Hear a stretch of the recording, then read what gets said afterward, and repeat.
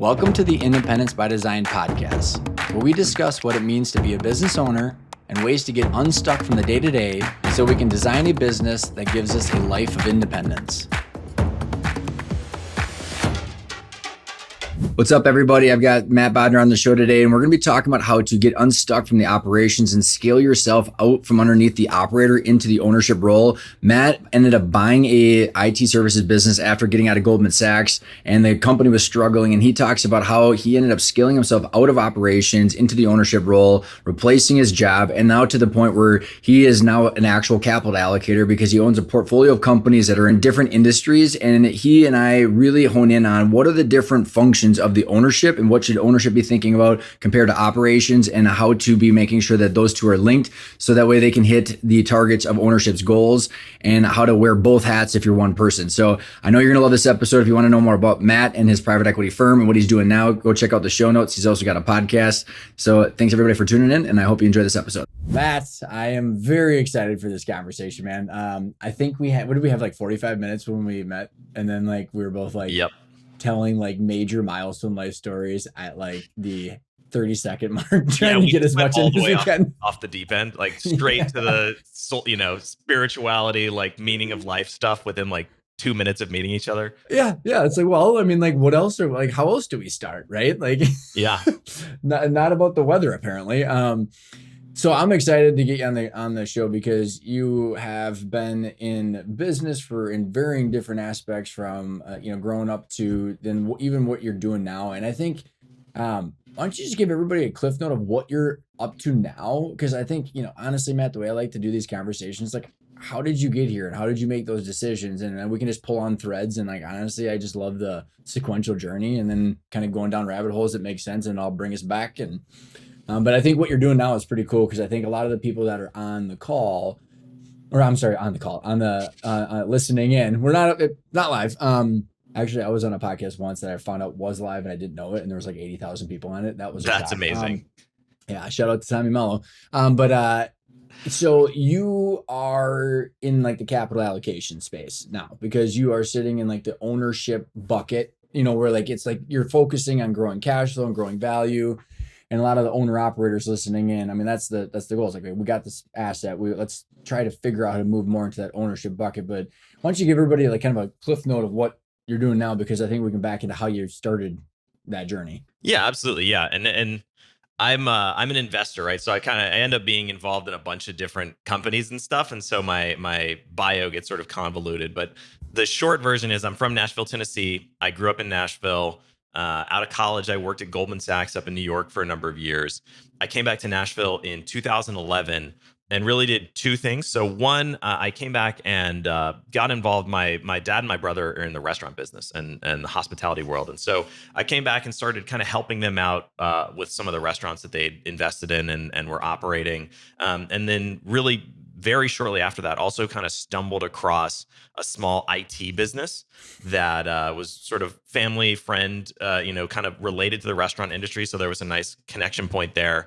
But they were doing, small company, they're doing like $1 million of revenue, basically breaking even or maybe losing a little bit of money.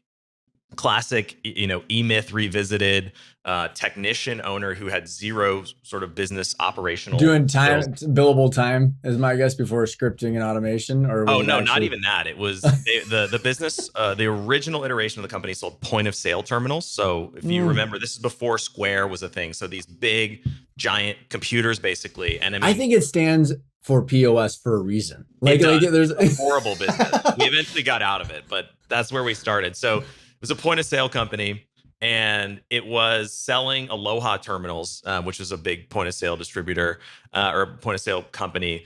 And, an average install for like a new restaurant opening would be $50,000, something to that effect, right? It varies a little bit by how many terminals you had and stuff, but average $50K. And they were selling these things, and they have like $20,000 or $30,000 of hardware expense baked into their quote, right? And they're going out paying 30 grand for all this equipment, installing it, and then just never collecting any of their bills. So it's classic sort of difference between income and receivables, $400,000 of accounts receivable can barely scrape by or like get bills paid.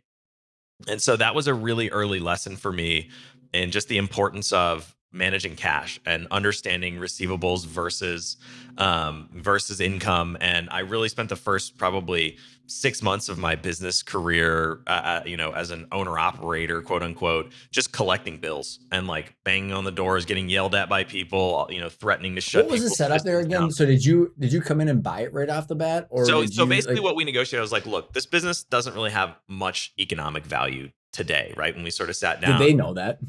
yeah, well, we sat down. I mean, I started sort of had a conversation about maybe doing something, and then eventually we sat down and said, "Look, let's figure it out." It's basically breaking even. You have a bunch of cash flow issues. Like, I think we valued the business at like $200,000 or something, right? And they basically financed my buy-in of it over like 5 years, basically paid out by the company.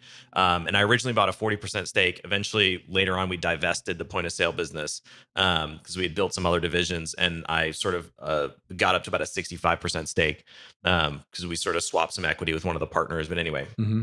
so basically, I didn't know at the time really even what creative deal making was and all of these things. Just sort of stumbled into an opportunity, and it ended up basically doing a seller financed buy-in to this company, Mm-hmm. to use the Mm-hmm. buzzwords. But again, wasn't really my approach. No, So I love it. Well, yeah, like you went out and found the person that was willing to take the sellers. Not like that everybody says on Twitter is so easy these days, right? And it's yep.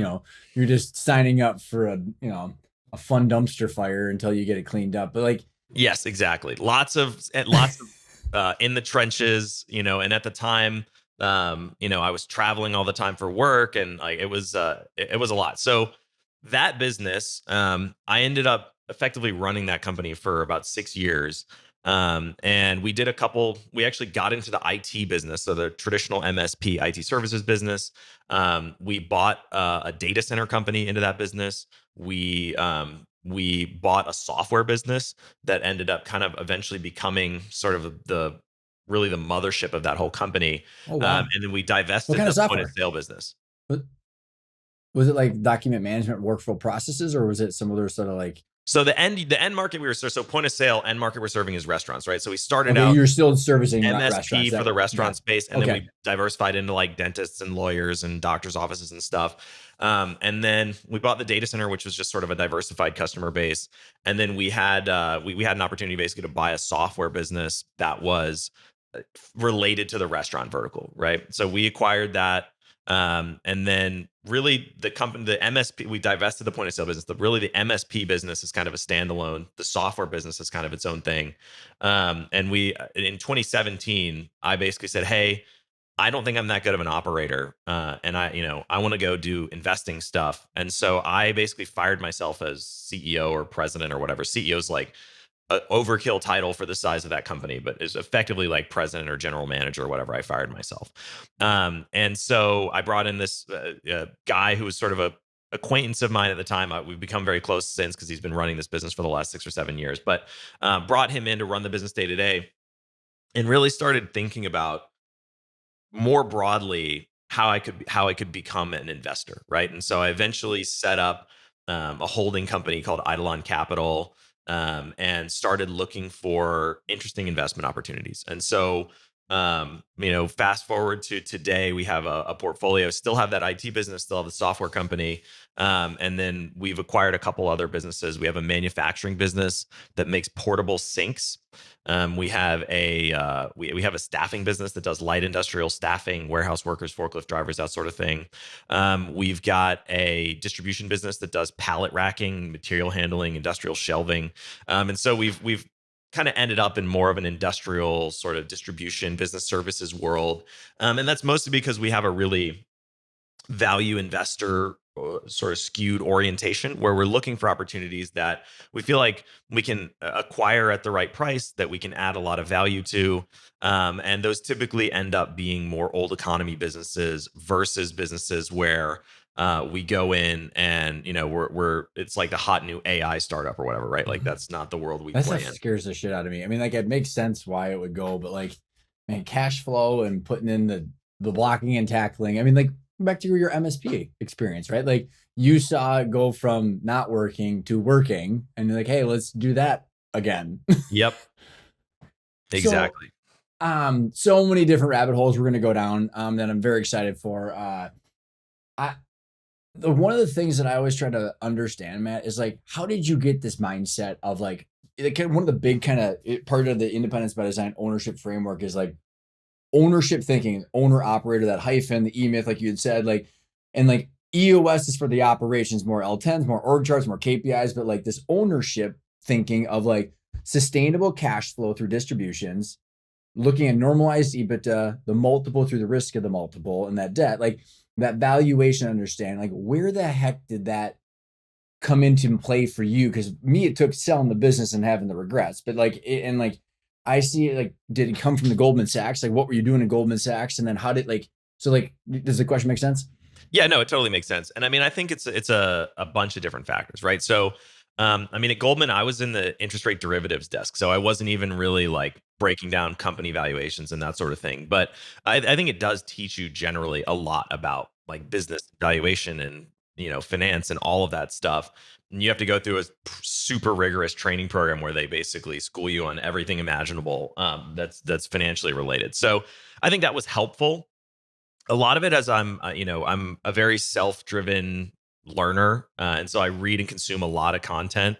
And I've read pretty much everything Warren Buffett's ever written, and also Charlie Munger, his business partner, who's sort of a big intellectual influence on me. And so, spending a lot of time and energy consuming all of their content, they talk fluently about accounting and valuations and businesses and all this stuff. And I think that helped me digest that. And just generally, it's I've been doing this for almost 15 years at this point. And so you pick up a lot of fluency along the way, right? So when I first started out, I didn't really know what I was doing and sort of bumbling around and, hey, how can we figure this out and make this work? And in a weird way, actually, I do think the interest rate derivatives business, because you end up sort of structuring these really complicated things where it's like cash flows are going this way and that way, and you're paying a percentage of this and that. And like that actually helps. Yen and carry, Trey. You're missing all the fun in your old world right now, man. Like it's Yeah, that is true. Yeah, the carry trade blew up. But the like that taught me a lot about, I guess, complex structuring. And I've just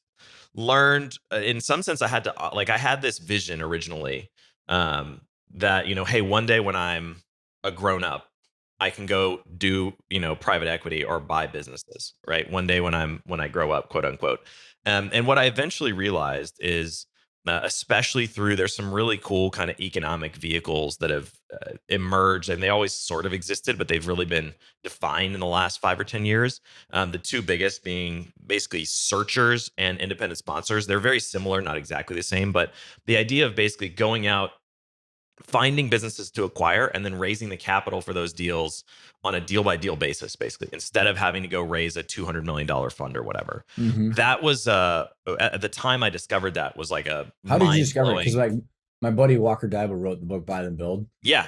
Oh, of course. I mean, Walker was like instrumental in, I think, making some of that stuff more mainstream, Yeah, right? he like when it was a lot of his book was about the SBA vehicle, but then he's been on the show a couple times, and I'll put that in the link for the listeners. But like the different kind of flavors of it now, and I think it's really important, Matt, as like these transition periods are happening. Where did you? So I'm sorry to pause you in the explanation you're giving, but like I always find it fascinating because like I think when you and I connected, like the tenacity for consumption of knowledge. I mean, I don't know that somehow we got into like conversations with God. What's the point of life? Yep. The whole Yeah, we point of went life is straight in.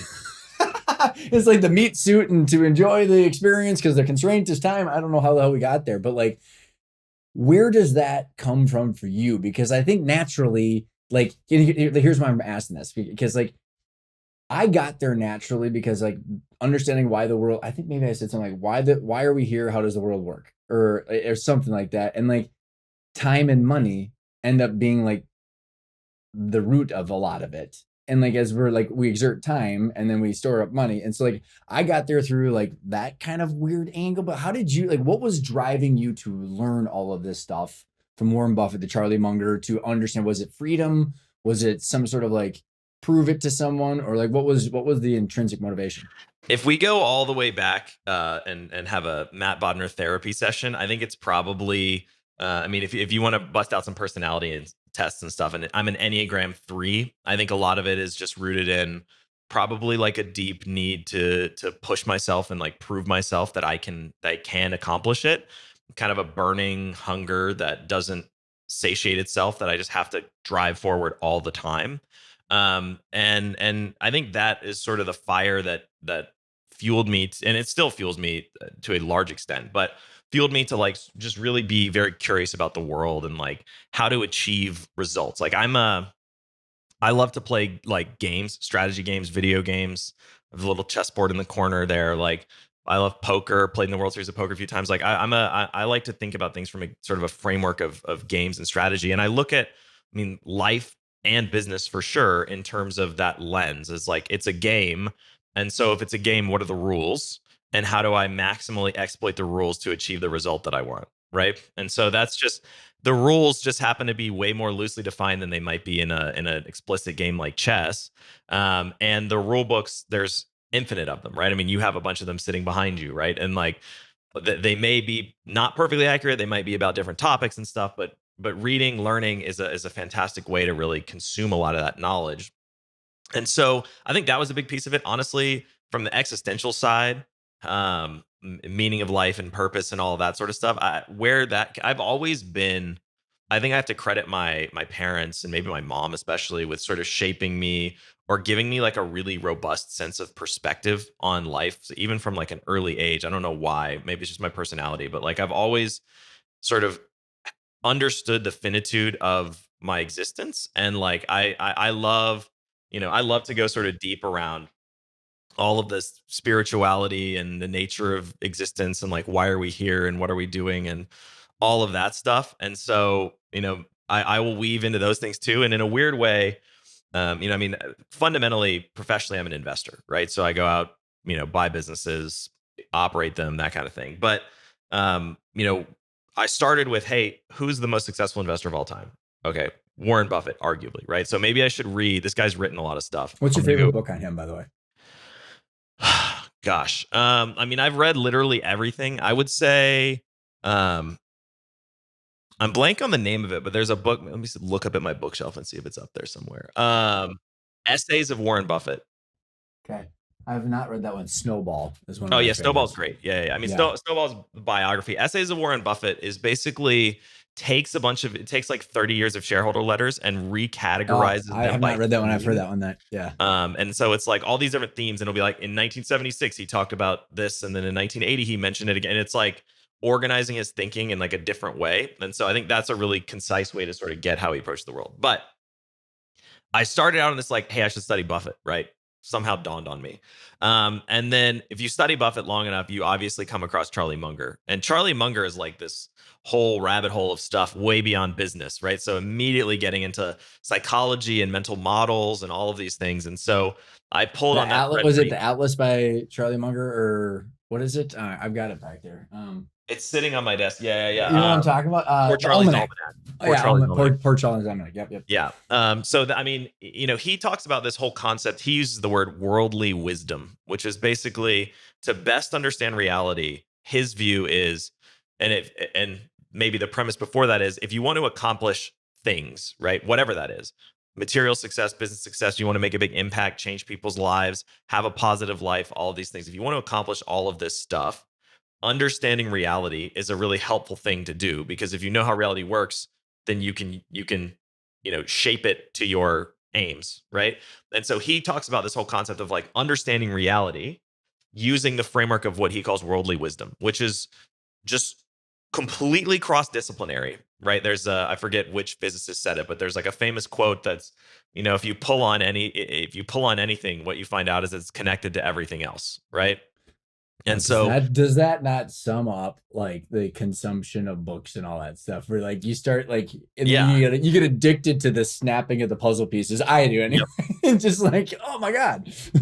Well, I mean, and it's like, so if you start with, there's like two forks in the road here. If we could go conversationally, like, yeah, let's do it. Snapping the puzzle pieces together of reality. So everything from physics to psychology to economics to math to compound interest, and like understanding those building blocks. But then the other one is like, if you think about, even just conceptually, the concept that everything is interrelated, which is why we should study all that stuff. It's like you cannot escape how like this conversation is happening because of an unbroken chain of events that took, billions of years to happen, and if like anything changes in that chain, then this isn't happening right now. You know Yeah. what I mean? Which What is do they call insane. It's that? like you cannot Because separate it. It's like why I read those books is because of, you know, my parents and the people I met, and those people are that way because of their parents and their parents and their parents. And you know what I mean? It's like this. It's turtles all the way down. To is it called determinism, or because it's Sam Harris has got a bunch of interesting stuff on free will too, as Yeah, it and relates to I'm this. not even making necessarily like a value statement about whether But just reality is more really just like, but determined or like not. I mean, it's really just an if this then that. I mean, it's just this huge chain of events Yeah, that it's an happen if you change unbroken one chain thing. of connections, right? Yep, yep, yep. Which is fascinating. Like, and you really can't extrapolate any one thing away from the entire context with which it exists. And so, metaphysically, that's really cool. But if we come all the way back to like, why does that matter if I want to achieve results in my life? It's because understanding, if you don't understand psychology, aka human behavior, and why people do certain things and make certain decisions, then you're setting yourself up to, you know, really be at a massive disadvantage if you're trying to make humans do stuff, whether that's buy things from you, whether that's you know, join your team, like whether that's getting, you know, getting them to do XYZ things within a business. Like, really anything you want to accomplish, you need to understand psychology, because everything in business fundamentally involves other people doing stuff, right? And so, like, huge discipline of things that's really worthwhile for studying. And then same thing with a lot of math, hard sciences. All, like, there's tons of these useful frameworks or concepts from the hard sciences that you can apply to really get creative insights around all kinds of like practical and business challenges. So, long answer, Okay, but let me. I want to riff on this for a second because I want to hear what you think about how because it's the first principle thinking is what you're getting to, right? And then it's the first principle, then you can extrapolate it out. And where I landed on with the independence by design, Matt, as I've been working on this for like the last 6 months, is like, I mean, time, like we have is the most finite thing. Like every one of us has about 100 years, like in our meat suit. Like my friend client calls it the meat suit. It's like we're in experiences the point with our constraints. And this is what you and I got into like almost instantaneously. It's like, okay, well, if you and I both wake up and we spend time doing something, we're exerting energy that we need to then store in value, which is money. And like accounting was invented before written language. We were like the accounts of who owed who what in Summa, or before we actually said, what do you owe each other? So then therefore like time and money are like the two things. And then like and then as I started extrapolating kind of this mental model that you're talking about, reading kind of connecting the same dots in similar situations, it's like, okay, well, in that case, we're trying to figure out how are we predicting the future cash flow. Well, cash flow is people waking up, spending time to generate money.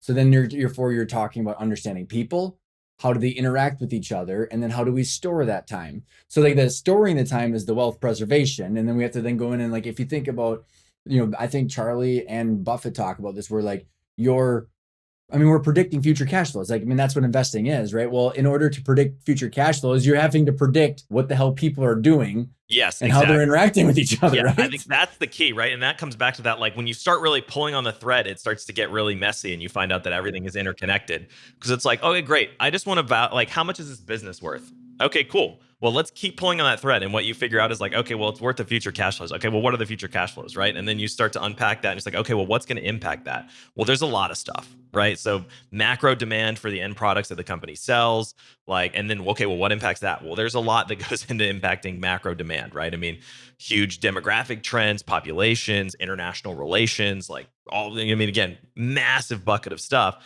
And then the other side is like, okay, well, also whatever happens within that company has a huge Yeah, the impact on those operational cash stuff. flows. Yeah, And the yeah. psychology of the individuals, the management structures that exist within the business, like all of these different things. And so what one of the to bring this back down to some extent to something that's kind of understandable or digestible is I think it's actually a Charlie Munger quote, but maybe I'm misattributing it, but he says something to the effect of, I would rather be roughly right than precisely wrong. And to me, that's a really helpful frame for, in this sort of interconnected mess that is reality, how do we really gauge our decision making to try and make reasonably good decisions, right? And that concept of like, hey, let's get in the ballpark and sort of whittle it down to, hey, what's a range of potential outcomes, or what are some potential concepts that we can sort of use to get roughly there? Because a lot of times being roughly there is way more important than getting convincing yourself that you 100% know the truth,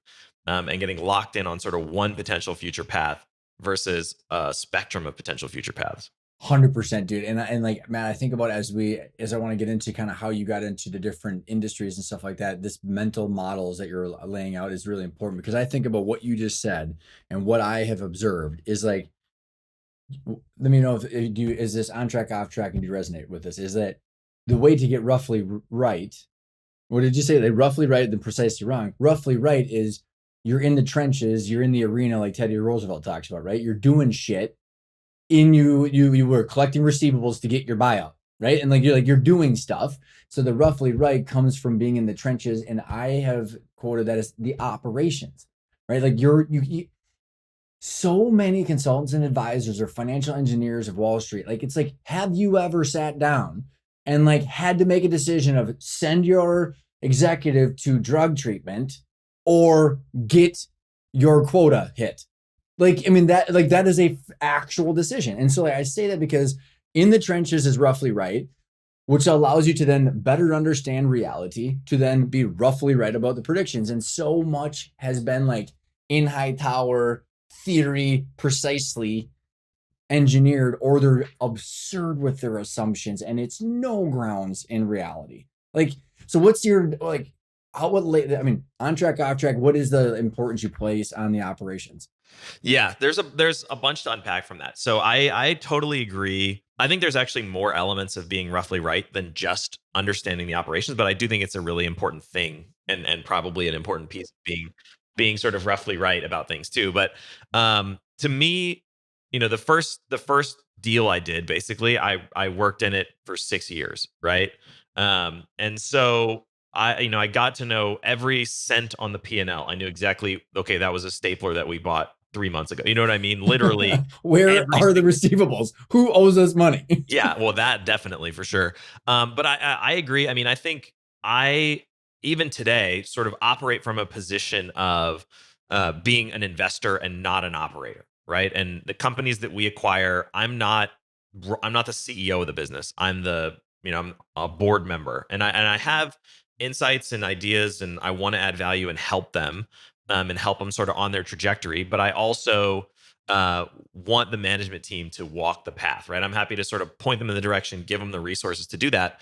But and I'm certainly not perfect at that by any means. But I think what enables me to be reasonably good at that is the fact that I've been in the operator seat, and I can, to some extent, know, hey, they're kind of BSing me. This doesn't really make sense. This isn't that difficult to How do. accurate are the forecasts of the macro to the internal? Like, are they expressing their opinions of what they can do within the reality of time and the resources, right? I mean, like you're judging their assumptions, aren't you? I mean, is that a fair Sure. Yeah. I statement? mean, all the time, right? Like, I think, again, we're getting back to some philosophy here, but I think the concept of constantly updating your perspective of reality as information changes is, which the fancy word for that, the mental model, to quote Charlie Munger, would be like Bayesian thinking, right? Is a really, really important thing to do, right? So it's, as we get new information, we need to be updating our assumptions all the time, and being locked into a vision or a path of reality that doesn't match with the way things actually are is really dangerous, Dangerous. right? You get sort of Yeah, frozen yeah. in your conception of the way you want things to be as opposed to the way they are.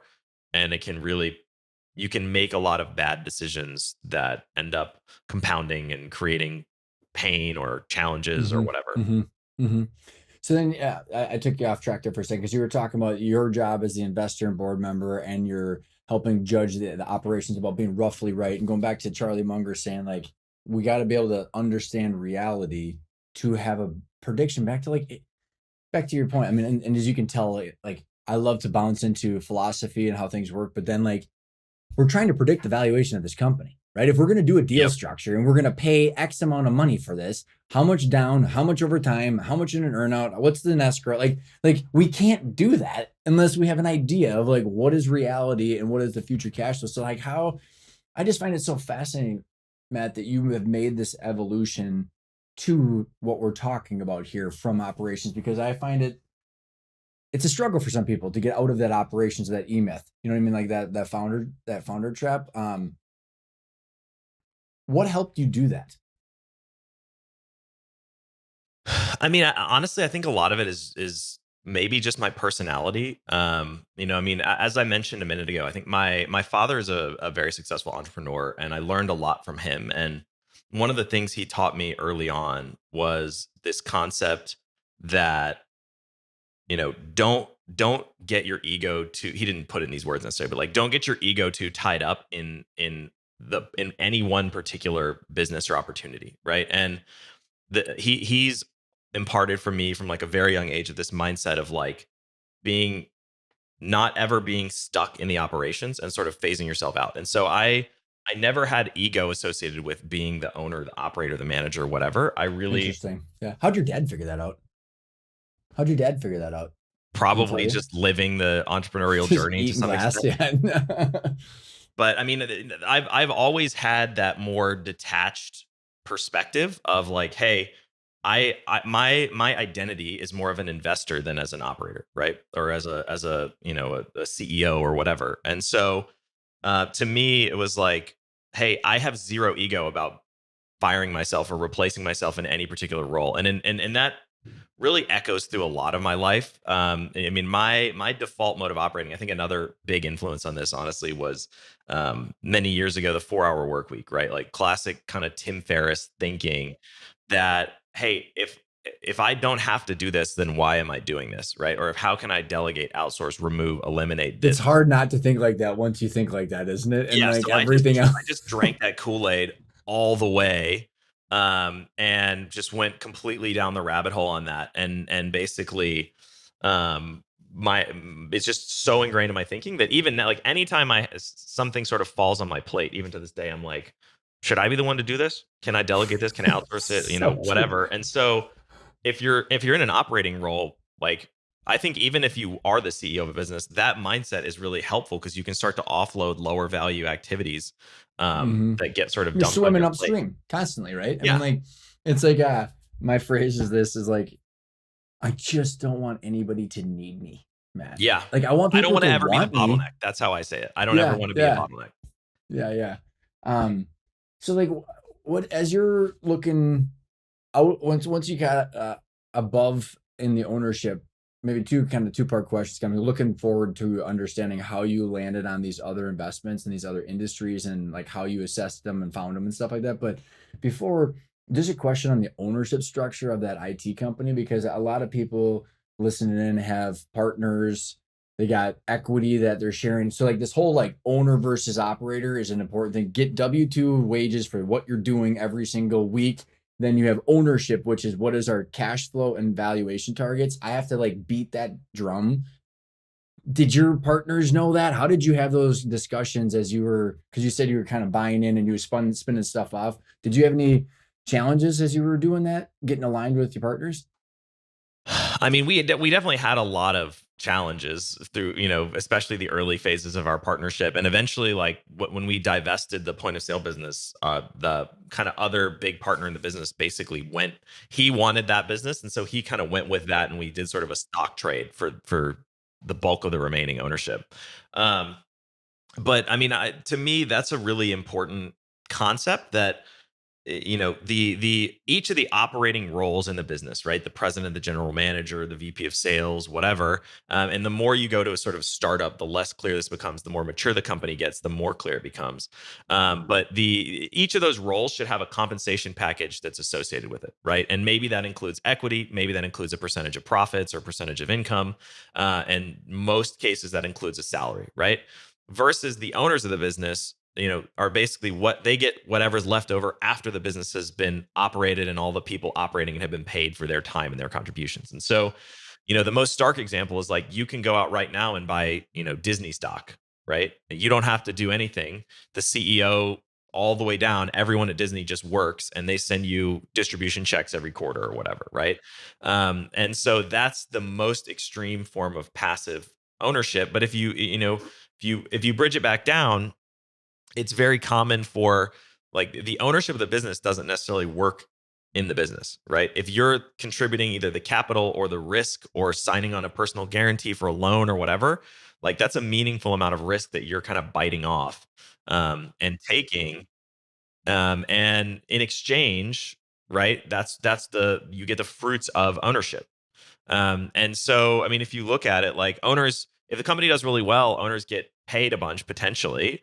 But if the company does really poorly, owners are the ones who, massively suffer or don't get anything or, uh, you know, even like, lose your house, like all kinds of stuff, depending on sort of the structure of the capital and whether you have personal debt and all of these other things. But like, I mean, it can be really challenging, right? And so, um, it's sort of a risk versus reward equation, but I think it's an important distinction to understand the difference between like a salaried operating role in an organization and what the ownership structure of that organization looks like. And if there are, which in almost every deal there are unequal contributions between partners, it's extremely rare for partners to be equally contributing exactly the same to any transaction.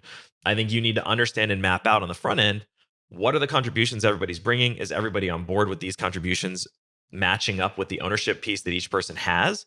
And then if there are inequalities, either we're okay with them, or we are compensating the folks who are contributing more, right? So, I mean, I've been in many Define partnerships. contribution too, because the partner's contributing. Are you talking about both in capital risk and ownership risk as well as W-2 Yeah, time I mean, I risk? think it's all the things. So it's Yep. capital, it's value, it's kind of like roles and responsibilities. And so I'll try to think of a couple Well, analogies. capital and value, that's where I think there, and I'm sorry, I'm being dense on that. Not, I'm not dense, but I'm trying to get to the double click and zoom in because it's the words that people use that confuse so many owner operators. And that's why when I get to like how you found these deals and how, because like I think education is one of the biggest challenges between having a more efficient marketplace in the lower market because this role of ownership versus an operator, you get a W-2 paycheck for the time that you're spending. Every 2 weeks you get a paycheck. And then owners are putting capital or their risk or there's something that they provided. And the main goal is the decision between reinvestment versus distributions tied to the equity growth. And like and I say that because when you say like the owner or partners are contributing different, I 100% agree with you. But it's like, are you saying different in both of those fashions? Because like they Yeah, can I mean, be out of so balance out of both of those, yeah, right? as an example, I mean, I've been in multiple partnerships in the past where maybe I would be an equal partner with one person or two or three people, and I would say, hey guys, I don't want to work in this business. I'm happy to contribute my network, knowledge, resources, capital, expertise, etc., to launch this company or help this company. And if you're going to work in the business, let's figure out a salary that's fair for you to do that. And I'm going to be a board member, shareholder, partner. I'm going to help out where I can, but I'm not working 40 hours a week in this company. And the reason that they would do that is because they think that they could get more sales or more access to having you, because they're Exactly. giving up equity ownership. Yep. And the only reason they would do that is because the pie would be bigger on the equity side by having you there. I mean, that Exactly would right. be their thought process, right? Yep. Yep. Yeah. You need to bring something, and it's value is such an intangible term, but you need to bring something to the table that's valuable, right? And that can be like depends heavily on the business. It could be an introduction or relationship with like a major customer or a distribution channel. It could be access to capital that they maybe didn't have. It could be actual dollars that you're putting into the business as an investment. It could be introductions to any number of things. It could be hey, I'm going to make one phone call that's going to triple the size of this company, right? It's like, is that worth 25% ownership, even though I'm only doing one thing? Well, if the value's there, then yes, it is, Well, and the right? value, it should, and I agree with you, it is tangible. And this is where, as I break down the framework perpetually for my listeners and my clients, it's like cash flow and equity at some point in time. So it's the multiple of the cash flow. So like they would either get more equity or more cash flow by having you on the cap table, or they won't. And then therefore they shouldn't have you there. And like whatever the value is that they're going to bring, they should be able to connect that dot from you sitting on the cap table down to more cash flow and more equity. Yeah, so I'll give you I can give you a couple sort of practical illustrations of this, just as case studies or examples of sort of thought exercises to think about it. So one would be let's say you have let's say I'm I have a lot of capital, and I'm like let's say I'm 65 and I have tons of relationships, tons of capital. I know an industry super well. Let's just say manufacturing. I have tons of relationships, track record, built and sold a couple really successful companies, all this sort of stuff, right? And I see an opportunity to build, I don't know, we'll just make something up, to manufacture horseshoes, right? And I'm like, hey, there's this new horseshoe. It's going to change the world. I don't have the energy to go and run this horseshoe company 40 hours a week. I need somebody who's like 35 that has the horsepower. I'm going to give them some ownership of the business, and I'm going to put money in that's going to basically go to their paycheck for them to do it. And I'm going to bring the relationships and the track record and the gray hair and the expertise to say, hey, as a team, we've accomplished all this amazing stuff. And, now we're out here raising capital for this business or whatever. It's very different than if that operator were to go try and do it on their own. And everyone's like, hey, you have no track record. Why are you doing this? You don't understand the industry. You don't have any connections.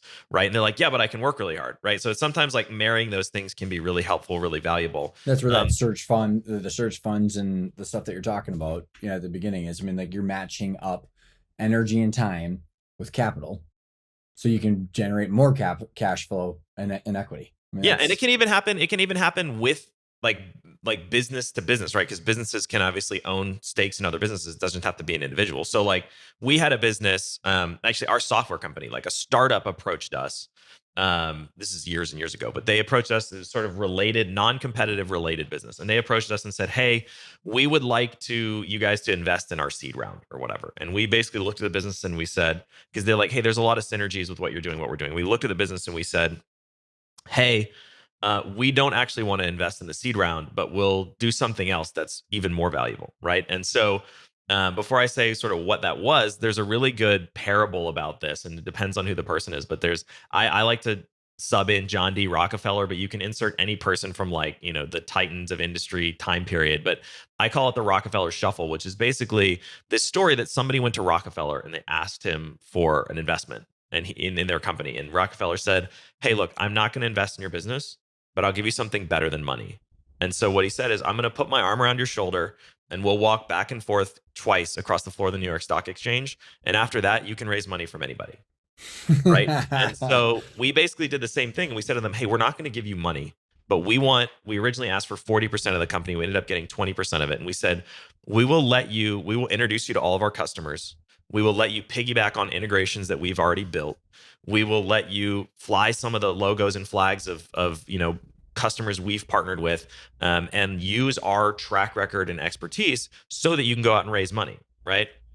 They ended up raising a bunch of money, getting into Techstars, then going on raising like I forget, it's either $5 or $7 million like seed round, and still out there like blowing and going, right? And we still have a meaningful equity piece of the business. And we never contributed any capital to it. So like that's an illustration of this concept, how to add value. Value in that case was like some really specific things, but we basically, by piggybacking on our track record and our integrations and our customer relationships, they were able to go out and get a ton of traction and raise some capital that if they had just been doing it on their own, they would never have been able to. And then the goal is to grow more equity, more cash flow faster. I mean, like, and that's, and the reason I like to beat this horse, Matt, is because when I think about the companies you went out and bought, and I think about Walker Dybel talking about, buying all these, the baby boomer businesses with SBA loans and search funds. And Cody Sanchez is talking about the boring businesses. I mean, like it's pervasive now, which is awesome. And the reason I like it is because, when I started doing this, Walker was like, I mean, he hadn't had his book yet. And now he's kind of been the pioneer behind this, but then it's just grown and grown. And I think it's necessary because of the baby boomer transition. I mean, there's not enough people your and I's age to run these companies, let alone buy these companies. And so I think like this is a necessary transition. And by the way, the private equity firms that have all the funds, you can't put debt on 80% of the market and actually manage the buyout because the cash was not sustainable enough to actually fund the buyout. So like these owner operator, like these mixing and matching of all these structures that we're talking about, I think is important. However, I think one of the biggest components behind the inefficiency is the owner operators not understanding what we're talking about because they don't necessarily have a good grasp on how valuations work, which is my mission, right? Like I want to help people with that because how many times I've heard people say, all right, Matt, I've got a sweet, what was one of your businesses? I know you had said staffing, pallets. Yeah, pallet rack I distribution. had this pallet manufacturer that actually came through my training like 3 years ago, print money. I mean, like the guy is just print money. And like, it's the perception of what he thinks it's worth. Let's say it's $1 million in EBITDA. And I'm like, great. And he's like, and this is not him. I'm generalizing a lot of this profile of like, you, Matt, should be so lucky to come work 70 hours each week doing what I'm doing so you can make $1 million. And it's just so warped of all of the concepts we just talked about are swirled together because it's revenue, K1 wrapped with a job. And so like, now that we don't have to cover what we just talked about a bunch because we laid the groundwork, but like when you looked at these deals, how much is that mindset the impact between you and the deal? And then how did you get these how did you get these investments where you overcame so you could speak the same language and play the same game as these people who want to do a deal? Well, yeah. So there's a lot there. I mean, even just coming back to your example, that's actually not a bad deal. I mean, it depends on the valuation and the multiple on that $1 million earnings stream, but I see deals every well, depends on the valuation. Okay. Yes. Caveat. That was well done. But what I was going to say is like $1 million earnings stream. There's, again, it depends on what you're paying for it, but like there's meat on the bone there, right? I see deals regularly, and I in my newsletter I like break down case studies of deals like this that just make zero sense. But I see deals all the time that's like, let's say the business is making $200,000 a year and they want, $1.5 million for it or $2 million for it or something. They want like, 7, 8, 10 times EBITDA for a business that's making 100 or 200 grand. Well, if you run the math on that pretty quickly and you have any kind of debt financing on there or whatever, it's like, so you want me to give you $2 million so that I can take a job that I'm going to make 200 grand a year at, right? And work 40 hours a week or 60 hours a week or whatever. It's like, it makes zero sense. And then if you layer in like debt service after that, right? It's like, okay, well, what if I would have to take out a loan for part of that? Okay, well, if that's going to go to interest payments, I might only be making 60 grand a year, right? Well, it's I was going to say, the 200 grand, was that originally when you said, was that distributions and normalized EBITDA, or was that actual, like, so for the listeners, SDE is seller's discretionary earnings. Like, just assume, yeah, I mean, it could be EBITDA, it could be SDE, but like for this case, let's just say it's SDE, right? So like I've seen deals all the time where it's like, okay, so even if I took out an SBA loan, right? If I'm buying this tiny little business at 6 times EBITDA or something, it's like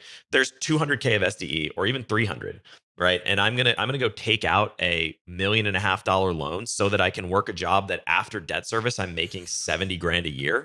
I know it doesn't make any sense. I could go get a job today making more than that. You know what I mean? Like, you could go clean homes at $50 an hour with no inventory, listening to podcasts, making $50 an hour and make 100 grand. Yeah. And no, you're not taking out $1.5 million loan. Yeah. Or whatever. And no employees, like, no inventory, no work. These are a lot of the factors when you look at really small deals, especially like sub $500,000 of SDE or sub $500,000 of EBITDA.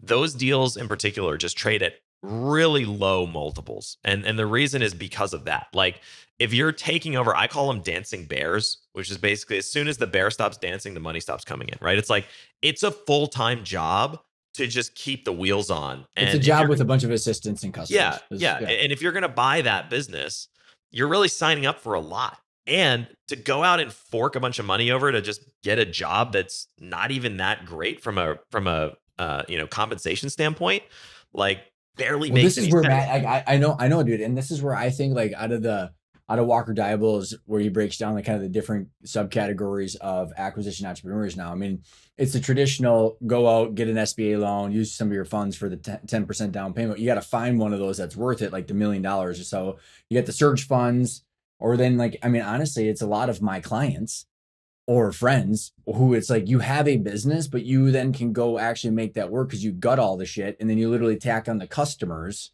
onto your infrastructure, because then you can go from 200 grand to 500, but then hopefully you're keeping the owner on, that's the operator for the customer relationships or whatever. But like, what is it that you see? Because like, being inside a company in financials now for 6 years, where I've seen so many spreads, like, I mean, hundreds and hundreds of these, it's like, man, like you go sub 700 grand and this shit almost doesn't make any sense. from like a debt Yeah. structure buyout, which Yeah, I is the mean, you're totally right. Like once you really bake in debt service and management and everything, I mean, I don't really look at deals that are less than 2 million of EBITDA to give you a sense of like, but so do a lot of private equity firms, and then this is where like when I pull up and sorry to interrupt, man, like I think it's so interesting to look at the big huge picture here because in all my workshops and all my presentations, I pull up the U.S. Census Bureau, and I got this data where it says okay, there are 6 million privately held companies in the U.S. They employ 130 or 150 million Americans, and if 100 million of us are old or babies, I mean like it's half the economy.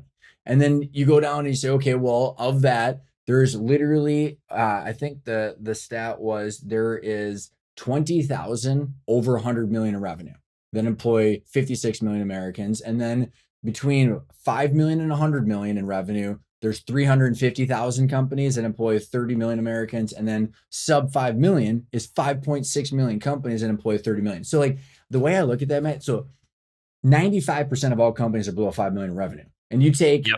Yeah, it's like a pyramid. yeah, it's the Pareto principle, right? And so you go, but like when at the back of the napkin math, dude, that I've been doing for like 10 years and going, okay, so if all that's true and we want to be the most conservative we can, so let's say, okay, let's say 95% of those companies are all 5 million, which you know, and I've all know is absurd, but like 5 million, 10% EBITDA puts you at 500 grand. And then you times it by 4 is 2 million. You got partners, you got a line of credit, debt. They're used to making 250. Even like the top of that pyramid, they're used to making 250. They probably don't have 500 grand or 5 million saved up in retirement. They're 60, they're tired. And then you back and then you go like, holy shit, they can't retire. Like there's no boomer wave of retirements going on here because like, and then you look at private equity of 1.5 trillion bucks, they could buy the entire privately held market 10 times over with leverage. And there's just only 20,000 companies to go buy. Yeah, I mean, you're not wrong, and that's why, I mean, I put myself in the buyer seat because I think that there's a huge mismatch of available opportunities and, available buyers basically in the sense of most of these deals don't make any sense, right? And eventually they're going to have to either close or transact or whatever. And if you understand either creative deal structure or you have a platform that can potentially bolt those businesses on, that's where you get really interesting economic opportunities where you can kind of capture, unlock a lot of value by finding these deals that, hey, like there's just no buyer for this deal, right? Okay, that's where deals get potentially really interesting. Yeah, my friend actually had someone call him. He's out of state and say, "Would you like this business? Just take over the like keep the revenue coming in and make sure that the bills are paid, so this whole thing doesn't implode and the employees can keep their jobs." And I don't know how old you are, but like I'm 37, almost 38, and I'm I like look, 37. yeah. So yeah, we're both in it. And when I started doing this, Matt, like I was like, okay, it was 10 years ago and I was way young. And I looked, I'm like, okay, well, the average owner was 55. No retirement yet, kids in school. And now you go, okay, well, it's been 10 years now. And the average age of all those companies is 65. And I just look at this and I go, even regardless what age, I think what you hit on, and I'm curious on how you think about this in the bigger picture. I'm eyeing the clock too. I know we got like 10 minutes. Is the wealth issue is like money printing is debasing our dollar.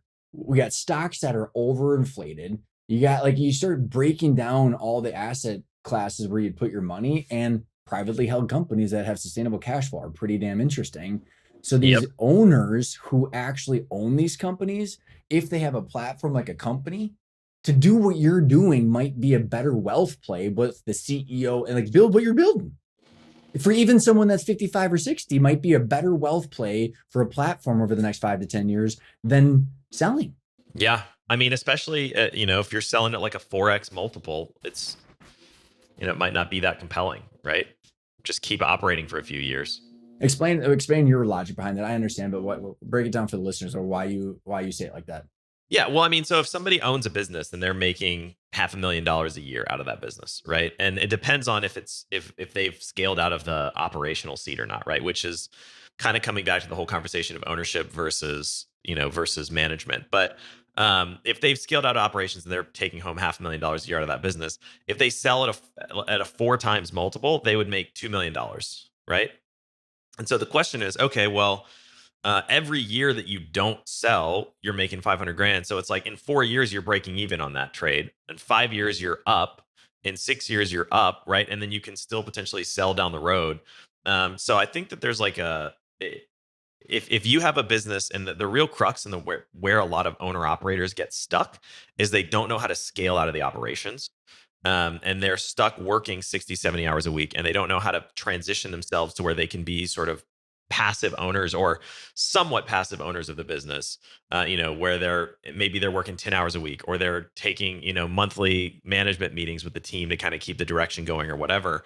um, Folks who are able to do that have way, way, way more leverage when thinking about selling or not selling versus people who are desperate to get out of the grind and they want to go spend some Because time you at the got beach. freedom And of then, time, right? And think about it. Like you have freedom to think. yep. How did you find these deals that you bought after the IT company?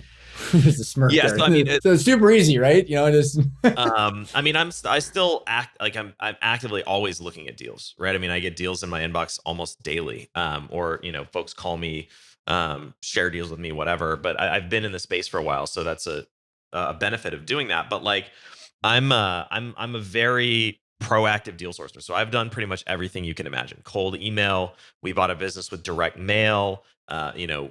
Inbound leads off of my website, like were you in your criteria when you brokers. were doing this was like normal businesses? I mean, like you kind of alluded to that earlier in the conversation. So was there certain industries or size companies or like, and like what was your capital coming behind you? Were you going to raise the capital or do an SBA loan or a special purpose vehicle, or like what was the before you started doing that? What was kind of the Yeah, and structure? our thesis has evolved over time too. I mean, I think our the fancy word for it is like our buy box, our acquisition criteria has changed over time. And candidly, if anything, it's probably gotten bigger in the sense that we've become pickier about what kind of deals we're willing to take on, i.e., we don't want to do as many small deals, which we talked about some of the pain points and challenges of that a minute ago. But I mean, right now our acquisition criteria, we're kind of value investors, so we try to be industry agnostic just so we can see the widest sort of swath of opportunities, typically looking for deals that are 2 to 4, 2 to 5 million of EBITDA,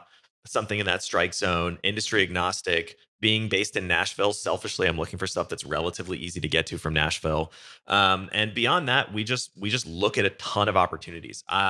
I broke this down in a newsletter of mine a couple months ago, but I basically, for a year, I don't do it now, but like for a year straight, I tracked my entire deal pipeline. So how many top of funnel deals I saw, how many deals I closed, how many LOIs I submitted, all this kind of stuff. Just like a salesperson, And right? and the numbers, these are rounded, so this is not exactly what it was. I have the specifics, but like roughly, I looked at over the course of a 12-month period, I looked at approximately 500 deals. I did what I would call a deep dive on about 100 of those. So deep dive in my mind would be signing an NDA, going through the sim, maybe talking to people, going through the financials, that kind of stuff. Submitted an LOI on 20 of those and closed 2 of them, right? And so to give you a sense, I basically you looked at 500 deals to close 2 at the end of the runway there. And so, and submitting the LOI is like, that's not necessarily us putting it under LOI and not closing. It's most cases we submit an LOI that, they either didn't agree with a piece of it or didn't want to do it or whatever, right? So, um, but that to me showcases the amount of volume of stuff you need to look at if you're really serious about wanting to buy a business. 100%, man. And and I think that people should put the same due diligence into finding a CEO if they want to get themselves out of the grind. I mean, like, and you probably, when you found those 2 deals, did you have like my analogy is, Matt, is like when I found this house that I'm in right now, it's that my wife and I bought it 10 years ago. I literally knew the moment I saw it. Like, and it was like, because of all of that research, I wouldn't have had the relativity back to we're going philosophy again. But like, it was just like, is that kind of how you felt with those 2 deals, or was there other maybe ones that got away that you kind of felt the same way? I mean, to some extent, I mean, I can evaluate a deal very quickly to give, I mean, because I've just looked at thousands of deals at this point, but I can evaluate deals pretty rapidly and see if there's potential there. And then it's really a function of like, is the potential aligned with what the seller wants to accomplish and what their goals and ambitions are? And that's where the rubber meets the road in a lot of cases, is like, hey, here's where we see the deal, here's where the seller sees it. And if there's enough overlap on that Venn diagram, then there's real opportunity. If there's a big disconnect there, then that's, oftentimes we'll just sort of move on. And so that for us is probably the biggest delta of like, I have a buddy of mine once told me this story, or it wasn't a story, but he gave me this framework. So he presented me with a deal on like a Thursday or Friday or something, and I was like, probably not going to do it, or probably not interesting. And he said, hey, before you say no, take the weekend and think about, if you were to bake your perfect cake, what would it look like? Right. And instead of just saying no, just tell me on Monday what you would be willing to do. Right. From like deal structure value. Yeah, exactly. So it's like, okay. I'm assuming you like the do. operations, or you like the business. Okay. Yeah. So that is, to some extent, that story kind of informs my framework of how I evaluate deals, where it's like, hey, I'm always trying to figure out, okay, where would this deal make sense? Where would we do the deal? How would we bake our sort of perfect cake on, potentially looking at this deal? And so it's like, yeah, okay, hey, I mean, I still increasingly, probably the more deals I do, the pickier I get. Right. Because then we also have the opportunity cost of existing portfolio companies kind of competing with new deals and spending more time on those. But generally speaking, I always try to say, hey, where would I do this deal, or where would it make sense? Right. And if there's, again, the seller's expectations are 20 times EBITDA and I would do a deal at 3, then probably not a lot to talk about. Right. Yeah. But if we're close, then maybe there's something to unpack. Yeah. Creative deal structures, like you're saying. As we're getting the goal line here, your capital, you're using debt, bank financing, you're snowballing, like the cash flow from operations from other companies after working capital to buy these, or how you structuring it? Yeah, so it's typically a combination of, traditional senior financing that you'll see in any buyout, right? Maybe 2-3 turns of senior debt plus a little bit of structure, typically from a seller, and then we'll either, usually a combination of us putting some equity in plus friends and family, existing investors, that sort of stuff. So I mean, very plain vanilla, kind of typical capital structure from a normal independent sponsor, to use the fancy word, but varies a little bit on a deal by deal basis and how exactly you've said us quite a few times, and I feel like I asked this when you and I were first met, and I feel like you do us because you're a humble person, but is there actually an us there, or is it being the main investor driving this, and you've got all of the people around you that you're leaning on too? Like, what's the? I mean, I'm the principal investor. It's my platform. It's my business. I have a team of folks that work with me at Eidolon, and I have a business partner who's sort of, to use the private equity term, basically an operating partner who focuses more on the portfolio side of things. But really, I say we because it's never me, right? I mean, like any business we invest in, there's an entire team of people that's running that business, and so the portfolio isn't me. It's hundreds of people doing stuff. That ecosystem, like, and my goal is not to my goal, we touched on this earlier, is like, I want to empower them. I don't want to be a bottleneck or a hindrance. I want to give them the resources to be successful, but it's really their it's their show. So I say we because I have lots of, and I'm also big on giving, we sort of coming back to the theme we talked about earlier, I'm big on giving equity to key management folks, right? And having them have a profits interest and some earned ownership of the business and that sort of stuff. So to me, I mean, they're my business partners. Maybe I have, different companies have different sets of business partners, but I have partners in pretty much all of the deals that I do. And the management has ownership in pretty much all of the deals that I do. And so do you feel like sometimes like you're just like resource traffic director and aligning incentives and resources? Absolutely. It's fun as hell, isn't it? That's pretty much what it is. That's awesome, Matt. I know we can keep going, and I appreciate your time, man. This is so fun. And this concept that we unpacked today, I think, is super valuable for the listeners, because the ownership mindset, owner operator, I mean, I like all this stuff. Is there anything, I know we covered a lot of ground. Is there anything that you want to drop as like kind of like a I'm not looking for some major gold nugget, just anything that you usually always say that you want to leave anybody with. I mean, the only thing I would add is, I touched on it once or twice, but I have a free newsletter where I talk about doing deals, buying businesses, deal structure, finding deals, all kinds of stuff. It's called the Deal Mastery Insider.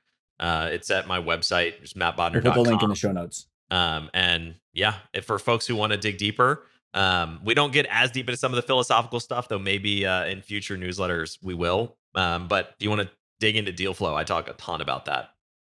That's awesome. And the website was again, because I interrupted you. Sorry. Yeah, just mattbodnar.com and Okay. click newsletter right there. It's pretty hard to miss it.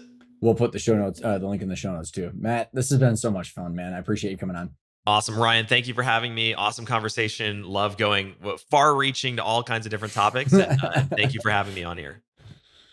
I hope you enjoyed that conversation with Matt. Share it with any of your friends that need to shift their mindset away from operator into ownership, because it's obviously possible. Matt's got a bunch of companies and he's thinking about ownership and linking it to the operations, and everything's going towards creating more cash flow and equity growth.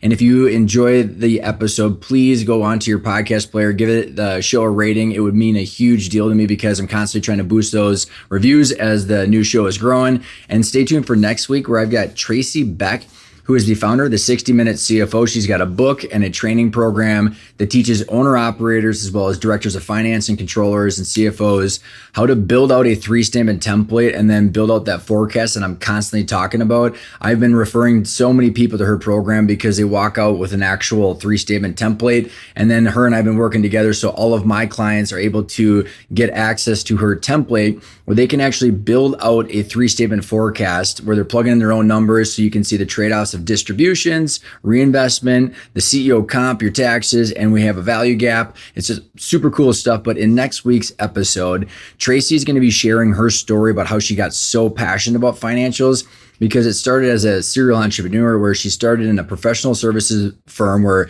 she was making a bunch of money as a lean, mean machine. And she talks about how she ended up having to sell that business. And then the next stage and the next venture was an e-commerce company that went from $0 to $7 million really fast. And the reason I titled the podcast episode, "This business is so successful, but where's all the cash?" is because growth is expensive. So the entire story Tracy shares with us gives us the context to why she's so passionate about numbers, just like myself.